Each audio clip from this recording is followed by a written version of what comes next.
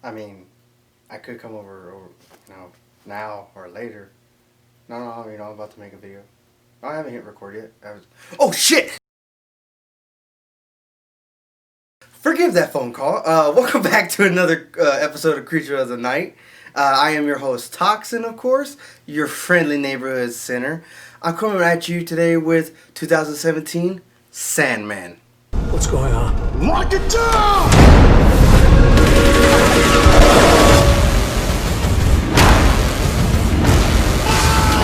Starring Haley Duff, Tobin Bell. Y'all might know him as Jigsaw from the Saw movies. Sean Sippos and Shay Smulik. I apologize for your last name. And writer-director Peter Sullivan. Now, Sandman. It's kind of like a little bit of twist on it. Alright, now, so essentially you see this little girl named Madison. When we first are introduced to her, she's on the run with her dad. We don't know what's going on. They're just on the run. They're looking for food, and then something comes out of nowhere when they're looking for food and just snatches up the dad. And we later find out that there was a bunch of murders that he was actually looked at as a suspect just because he lived within a 5-mile radius of every killing. Now, some of y'all are thinking, well, it could be anyone within that 5 miles. Well, it was in every state that he moved to. A murder happened within 5 miles of him. And we later find out it's actually this person who is the Sandman. He is entirely made of sand, but it's not what you think. It is actually turns out to be, spoilers guys, it turns out to be Madison, his daughter. His daughter was born in a unique way. When she was born, her mother ended up dying. But not only that, when she came out, she was still in, I'm gonna get this wrong, and I just asked how to pronounce this, and I still may get it wrong. The embryonic something sac, something, the thing that provides the baby with breathing and stuff like that. It actually came out with it, so it just looked like a mushy egg that came out. It still had the baby intact. The baby was fine, but it turned out because this was so rare, it actually gave the baby certain abilities, telekinetic abilities. Yeah, kinetic, pathic, whatever you want to call it. And she can actually, make things levitate, push things, open things, slam things, everything that you could do, we've seen throughout the years with Mind movies. But the thing is, how I took it, it was kind of how, if you've seen the New Mutants, I forget the main girl who, she has the power to make your worst nightmares come true. It's kind of like that situation where she has her own demons in her nightmares coming to get her, and it's a black bear. It's the same as this.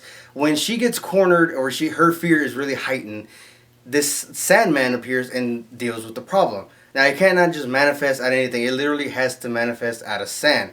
For example, there's a part where he smushes someone's head in the junkyard, and it didn't form with the dirt that was around the junkyard.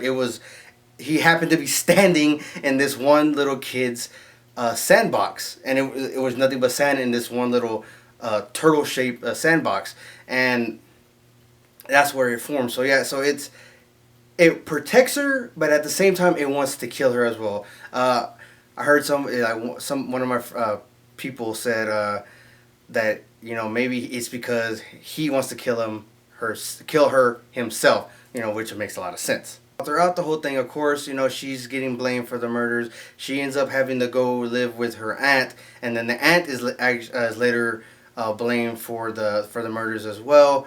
Child services are coming to come get the kid. The little girl gets scared, and who appears? It's the Sandman. He's at it again, and obviously, okay. At first, she says she can't control him.